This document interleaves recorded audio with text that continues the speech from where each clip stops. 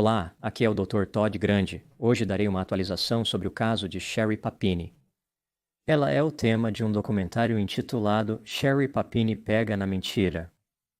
Primeiro vou analisar o contexto deste caso, passar para a linha do tempo do crime, um resumo do documentário e então oferecer minha análise. Sherry Louise Papini nasceu em 11 de junho de 1982 e morava em Redding, Califórnia. Quando ela tinha 16 anos, fugiu de casa. Em algum momento ela deve ter retornado, pois em 2000 seu pai contatou a polícia e disse que Sherry havia arrombado sua residência.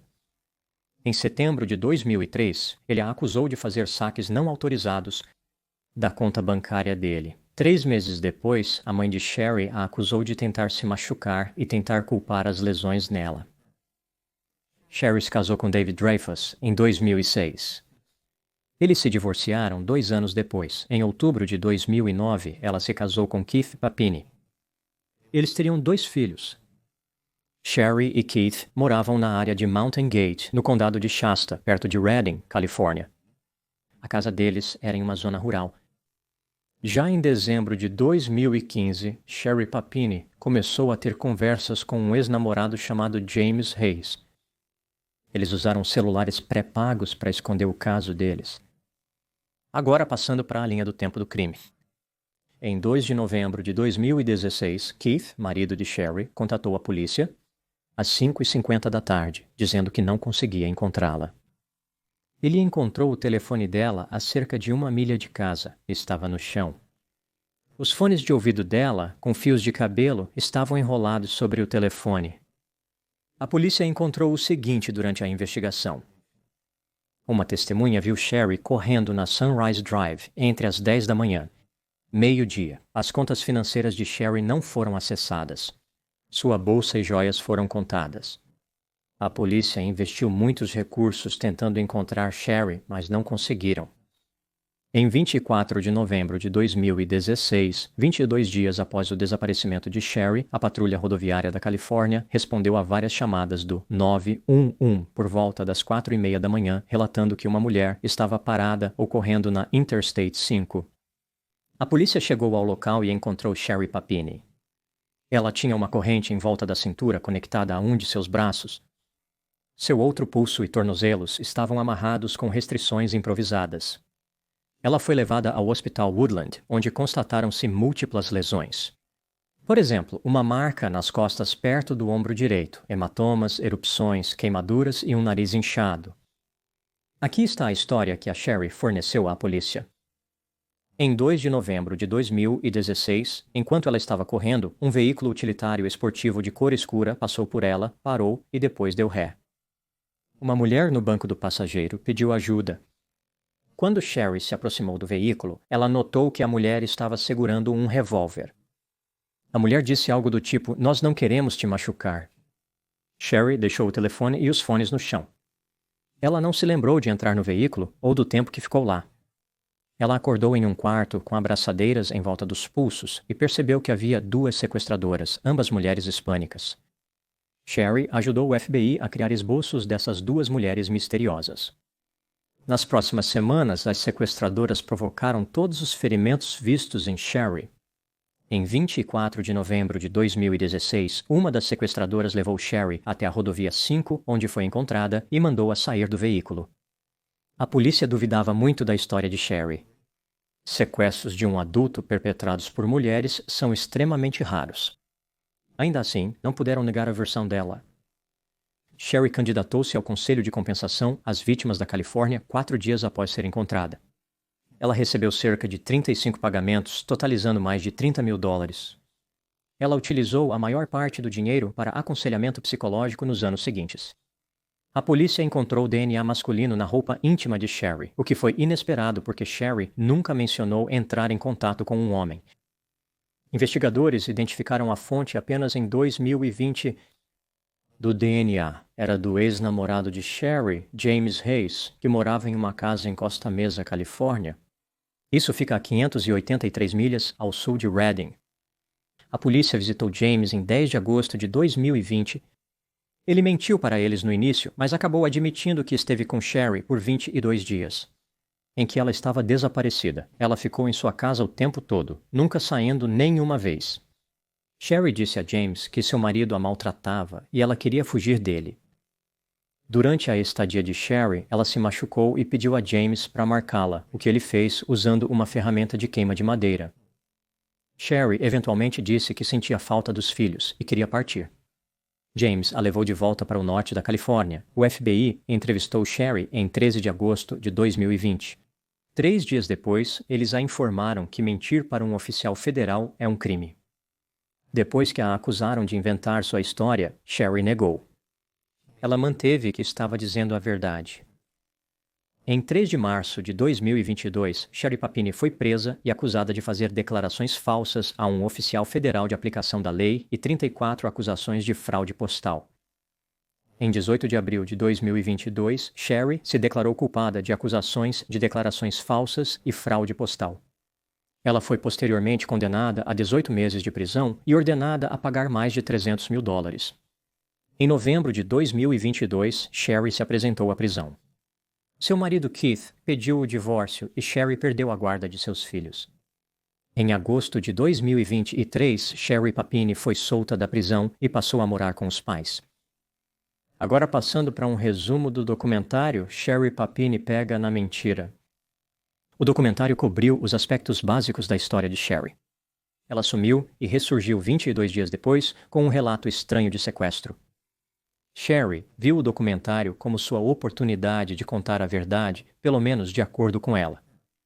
Ela participou de várias entrevistas e até de uma reconstituição do suposto sequestro. Sherry ofereceu uma nova história sobre o que aconteceu com ela. Vale ressaltar que a história dela envolve acusações contra James e Keith, o que os homens negaram. Aqui está a nova versão dos eventos de Sherry. Sherry namorou James em 2003, mas não havia alinhamento em seus desejos sexuais. Ela o deixou e se casou com Keith. Sherry não citou seu primeiro marido, David, no documentário. O casamento com Keith era infeliz, deixando Sherry devastada. Keith a pegou enviando mensagens para outro homem e pediu que ela assinasse um acordo pós-nupcial que lhe daria tudo se eles se divorciassem.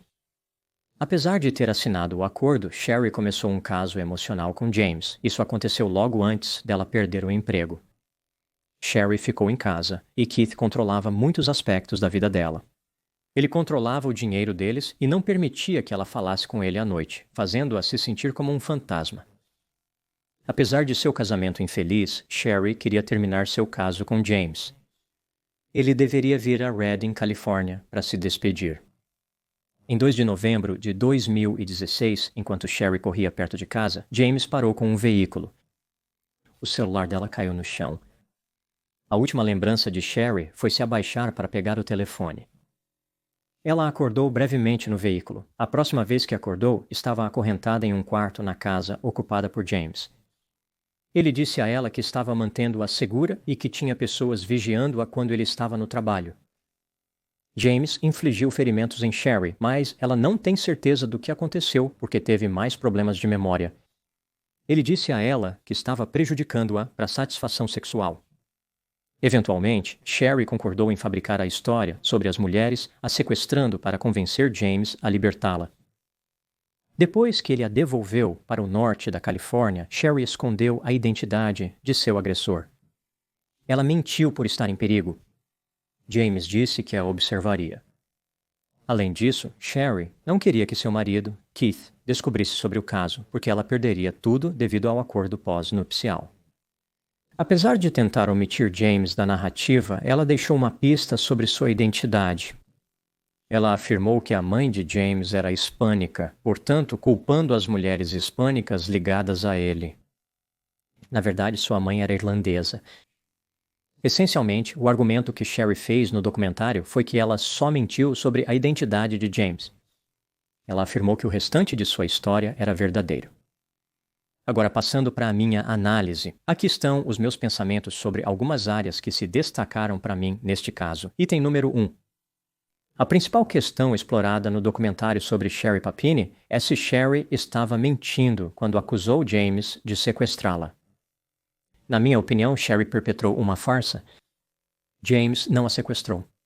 Aqui estão alguns dos fatores que apoiam essa teoria. Um primo de James viu Sherry na casa de James em 2 ocasiões, enquanto Sherry estava desaparecida.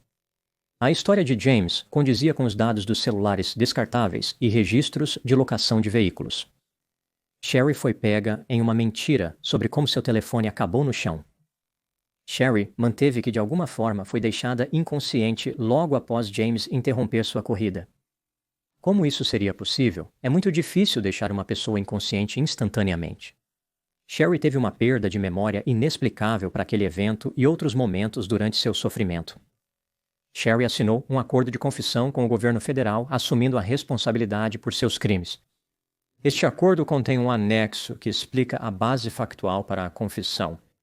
O anexo afirma que Sherry admitiu conscientemente planejar e participar de um sequestro falso. Ela disse a James onde encontrá-la em Redding, Califórnia, para que ele pudesse buscá-la, e ela entrou voluntariamente no carro alugado que James estava dirigindo. Sherry passou muito tempo no documentário oferecendo explicações para esses vários fatores incriminatórios. Isso é realmente sobre o que o documentário tratava. Sherry queria convencer as pessoas de que sua história improvável era realmente a verdade.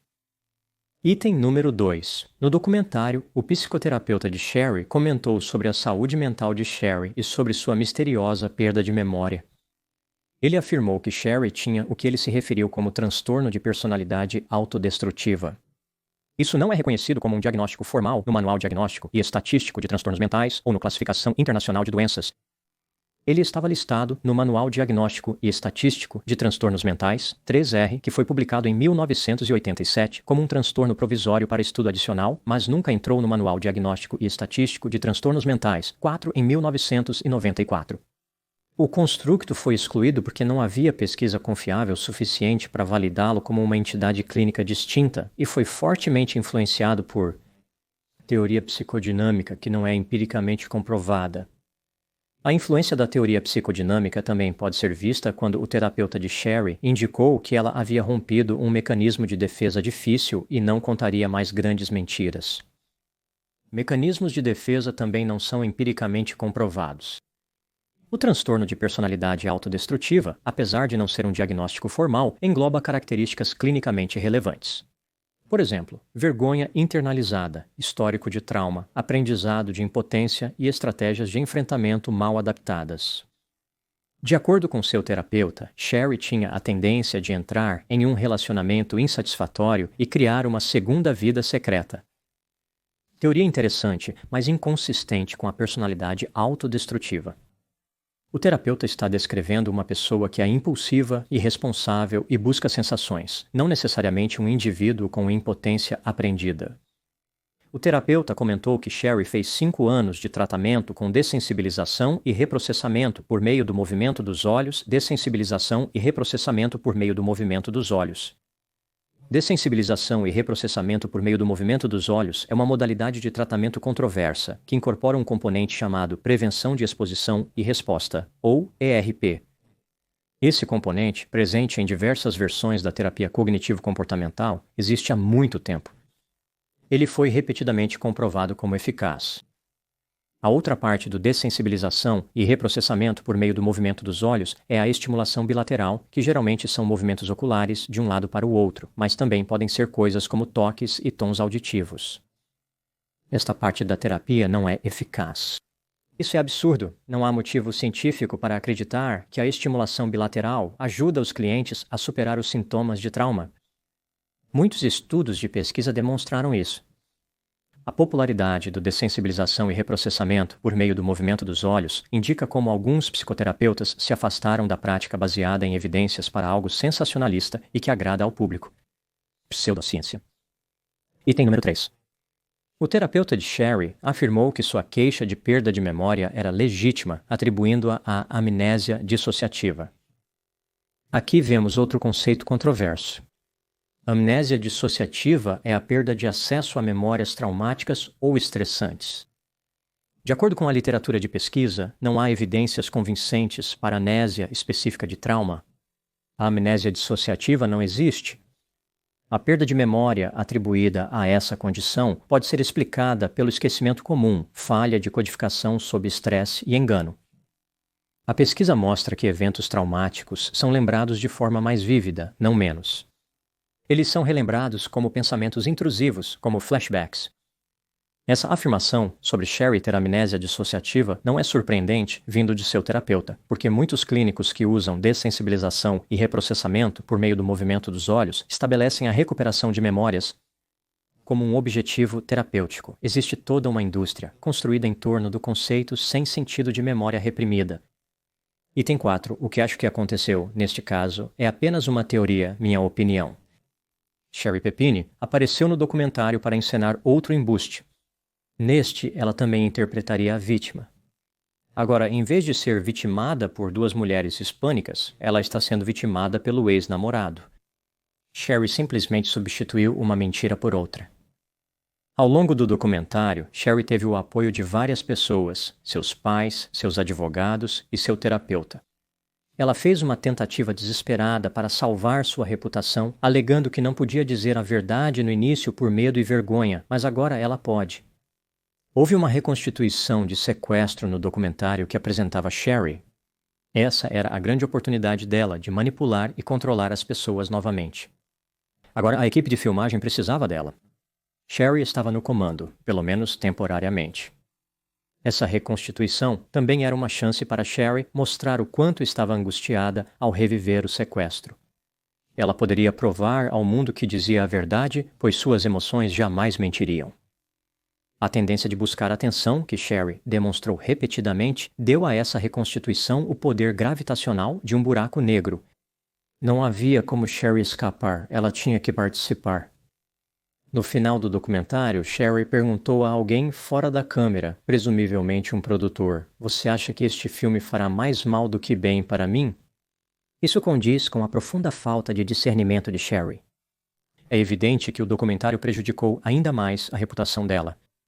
Isso demonstrou mais uma vez o desejo dela de ser enganosa. Sherry queria convencer as pessoas de que ela mentiu porque era uma vítima, mas acabou provando sem sombra de dúvidas que ela nunca poderia ser confiável. Agora, passando para minhas considerações finais. Na minha opinião, o documentário sobre Sherry Papini não foi bem feito. Muitas chances de confrontar Sherry foram desperdiçadas, o que promoveu algo infundado. E, em alguns casos, conceitos terapêuticos desacreditados. O filme desfocou a linha entre o cuidado informado pelo trauma e a narrativa indulgente ao trauma. Até mesmo bobagens de polígrafo foram incluídas por boa medida. Sherry recebeu exatamente o que queria, uma oportunidade de chamar atenção, despertar simpatia e promover uma narrativa totalmente focada nela. Embora o documentário tenha conseguido revelar seu padrão de engano, fez isso da maneira mais ineficiente e crédula possível, oferecendo a Sherry mais uma plataforma em vez de responsabilidade. Essas são as minhas opiniões sobre o caso de Sherry Papini. Obrigado por assistir. Até breve. Além da fácil pergunta a responder, Sherry estava mentindo? Ela estava. A outra questão-chave. O que motivou a Sherry a desaparecer por 22 dias? Sua decepção resultou em ganho financeiro, mas aparentemente esse não era seu objetivo. Aqui está o que eu acho que aconteceu. Novamente, isso é apenas a minha opinião. Sherry estava procurando por emoção fora do seu casamento.